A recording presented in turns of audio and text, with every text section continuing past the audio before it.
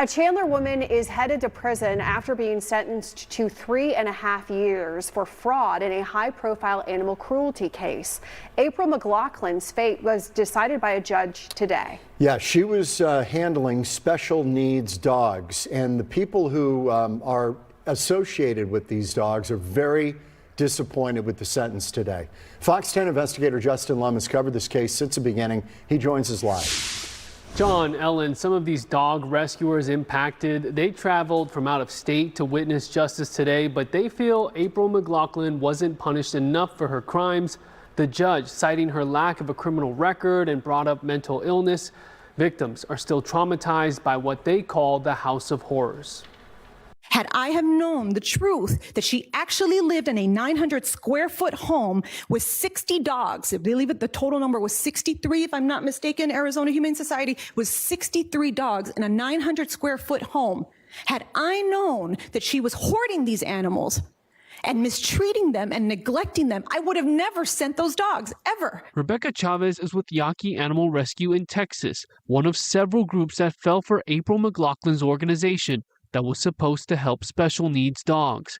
She knew something was wrong when she didn't receive legitimate updates on the dogs she placed in McLaughlin's care.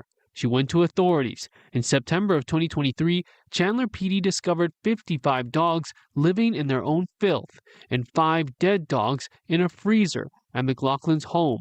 Within the biohazard, her elderly mother, Kathleen, was trapped. Kathleen's sister read her victim impact statement to the judge. The home was filled with urine, feces, and cages of dogs, some stacked on top of each other in every room. I slept on a couch, had no working toilet, and survived on cereal and apples that she periodically brought for me. McLaughlin also stole $160,000 from her mother and collected nearly $50,000 from other rescues. Yeah, the result was a horror story. The judge sentenced her to 2 years in prison for animal cruelty and 3.5 years for fraud, both sentences running concurrently. If you factor in time she's already served since 2024, she could be out of prison in a couple of years. Then she'll be on probation, banned from owning animals. It's just not enough. It's not enough. And I do feel kind of like, well, she did it again. You know, she convinced another, judge, she convinced another government agency that, something's wrong with her. Maricopa County Attorney Rachel Mitchell released a statement saying the crimes committed by McLaughlin were so serious and harmful that she deserved a prison sentence. Specifically, we recommended that she receive 2 years in prison for one of the animal cruelty charges, the maximum sentence under the law.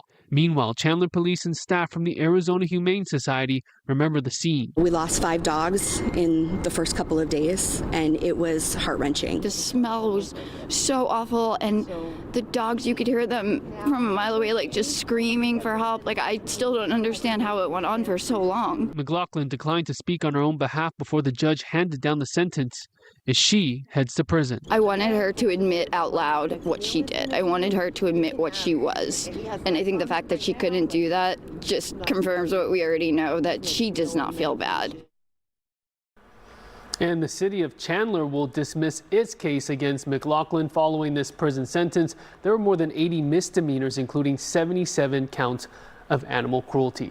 I'm Fox 10 investigator Justin Lum.